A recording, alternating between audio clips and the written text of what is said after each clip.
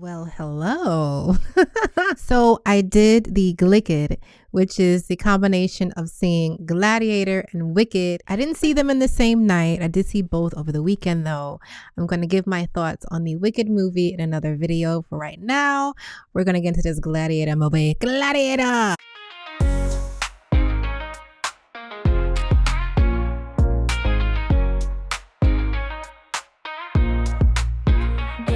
What you wanna say, what you wanna say. So, hi.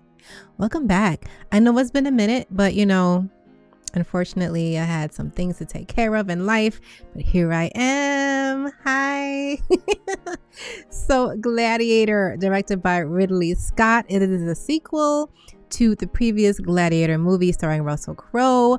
This sequel stars Paul Mescal, Pedro Pascal, Denzel Washington, Connie Nielsen, Joseph Quinn, and Fred Hetchinger, among others. So I don't know. I didn't really know what to expect coming into this. I didn't really see any of the trailers. I didn't watch any of the previews. All I saw was like the Denzel memes, with him like leaning back in his chair.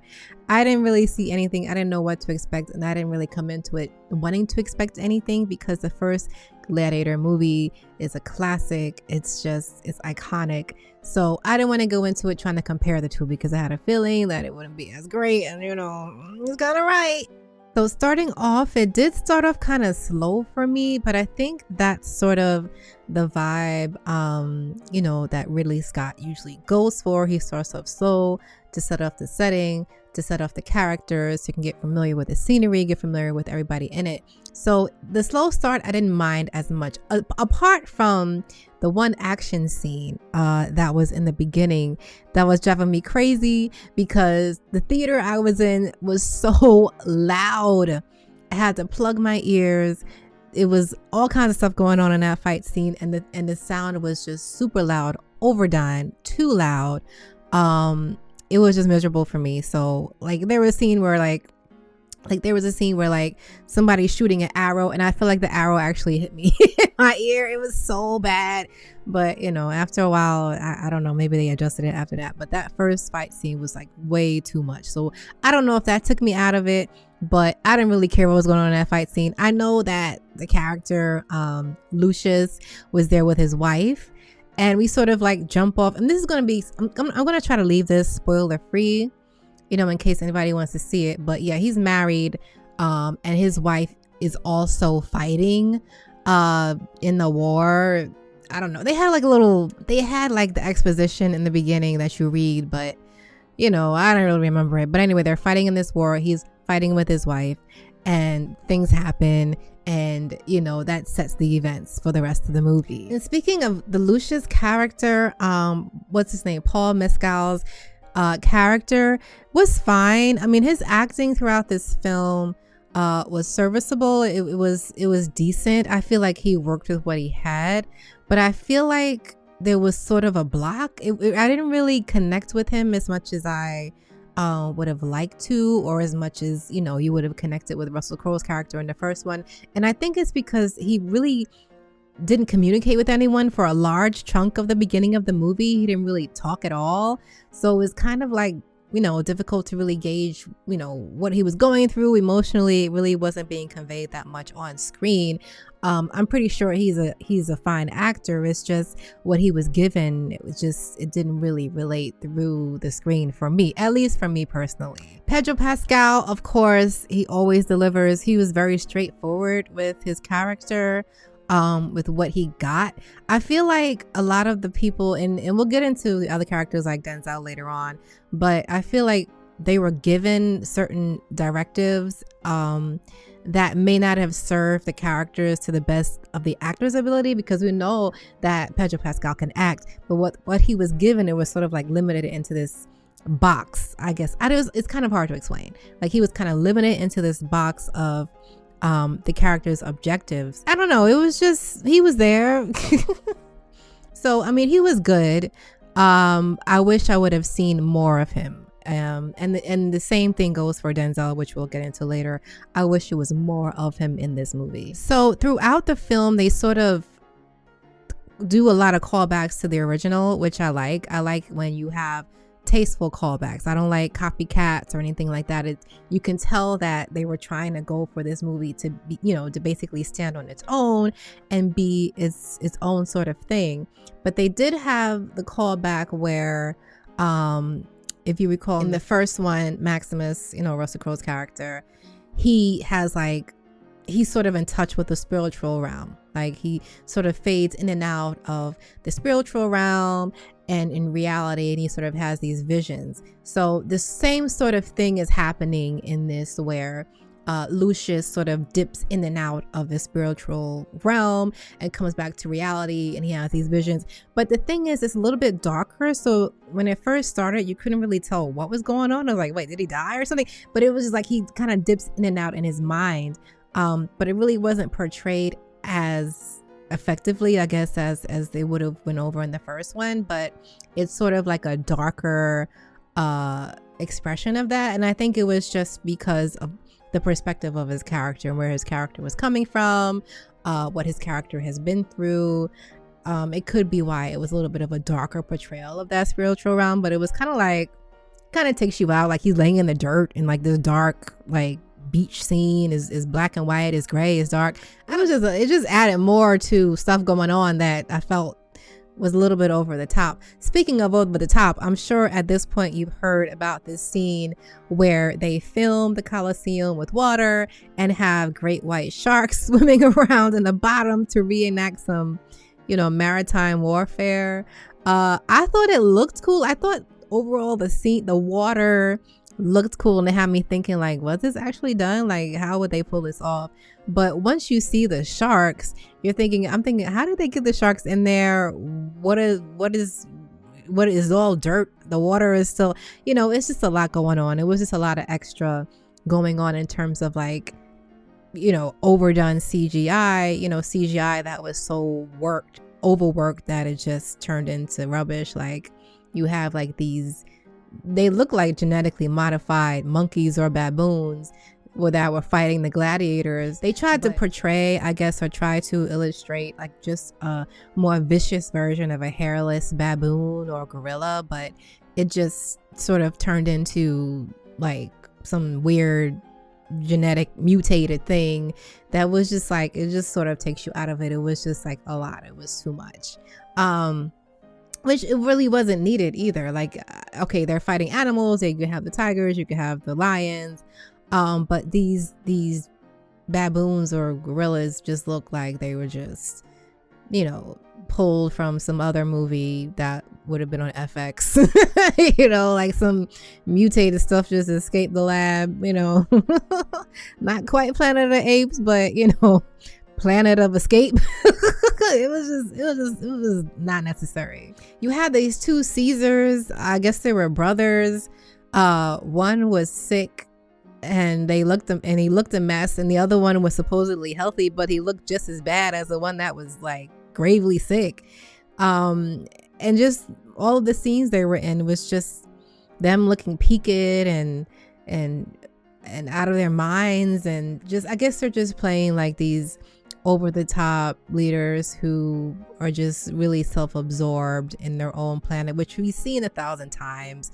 The typical villains, they were there, I guess they served a purpose, but it didn't really add anything or take away from it. And they it was a stress that they were bad people, but why were they bad? Were they torturing people? What was going on with them? Where it was sort of a detriment to the people they were trying to lead? And what were they doing? Like, what were they up to? And where does Denzel's character play in this? Which, okay, we'll get to him now. Denzel Washington is a legend. His talent is immeasurable. He's an amazing actor. What he did in this role, I think he was trying to find the vibe of what he was going for, because some scenes you could tell he was really dialing it in. He was really going for it, and in other scenes he just felt like he was just hamming it up, like, oh, just hamming it up. But I feel like it was good. I feel like the more scenes he was in, especially when you got closer towards the end, that's when the movie got better for me, because I felt like I could connect with him emotionally. I don't know if it was just the directions that a lot of the other actors were given, but I feel like I really couldn't connect with them as much. The more scenes Denzel was in, the better the movie got. And unfortunately, that only happened towards the end of the movie.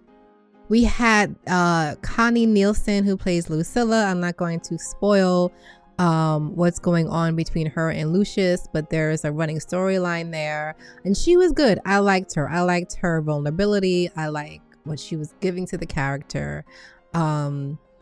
And you know, like when she was on the screen, I just felt like, okay, like this is like we're settling in. Like she was kind of like the through line to everything, when it really should have been Lucius who was the through line to everything. But I felt like she sort of captured the depth that was needed for these characters and what they should have been going through.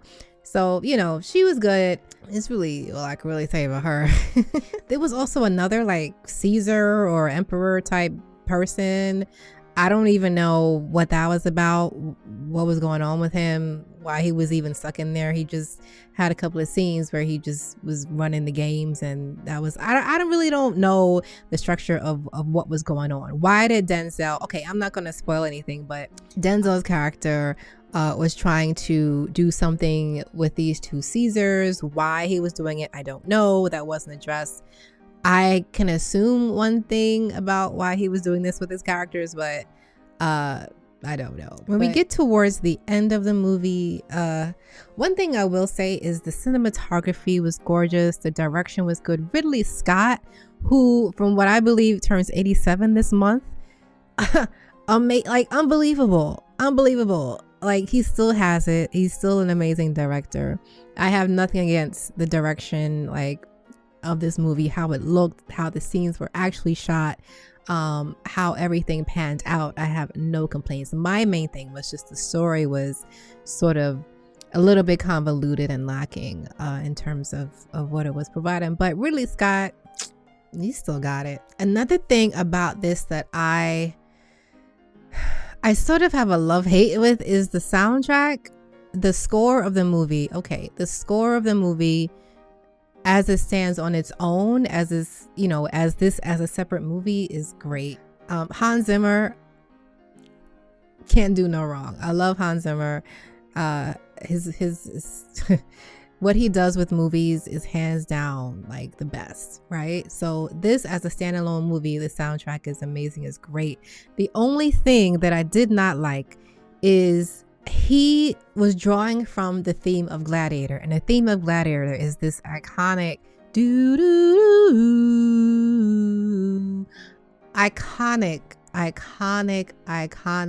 iconic melody, right? So you would hear it kind of throughout the movie. It would sort of get into it, but then it would fall off. And I think it's because he had this ongoing theme of there being no resolution, right? So you would kind of have the theme, and it sort of rides along with Lucius's story of him trying to come to a resolution in his own life and what is going on with him in this movie. So I get what they were going for, but it was just like, it was just so aggravating. Like you want to hear the full theme and then you don't hear it. But towards the end, during a particular scene, when things come to a resolution, that's when you hear the full theme, and that's where it comes in. So I guess they were trying to get you to feel like, okay, this is the resolution. And I get it. It's just, I don't see why they couldn't just put it in the movie, because it was just, I don't know. You just want to hear it. You just want to hear it throughout. You don't want to just like come to the end of this end scene and then you hear the theme. You know, I wanted to hear it before then, but hey, I get what he was going for. So, it is what it is. Overall, I think as a standalone movie, it's decent. Of course, Gladiator, the original, is a classic. It's you can't top it. It's one of those, like, what they call sword and sandal movies, period pieces that are just like, they're there, they're there in time and they can never be topped. Like you have Gladiator, Troy, Kingdom of Heaven, all these movies that were just like, okay, they are iconic for what they were.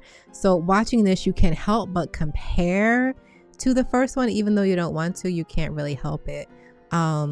So that being said, I would give it like mean, 7 out of 10, you know, maybe 7.5, 7 out of 10, 7 out of 10. It is very watchable. It is very, it's watchable. It's good. It's just, it was serviceable. It just had some issues with the story. It had some issues with a couple of the CGI scenes that were sort of not necessary. But other than that, it's definitely watchable. So yeah, let me know if you've seen it, if you intend on seeing it. What did you think? What was your favorite part? Who was your favorite character? Yeah, so I would say my favorite, of course, is probably Denzel. Of course, because I feel like he added a certain gravitas to this that was needed. It just unfortunately came a little bit too late in the film for me. And also Connie Nielsen, her character, I think she was good in that as well. So yeah, there you go. That's my review of Gladiator, spoiler free. Let me know if you want a spoiler review. Yeah, and I'll see you next time. Bye.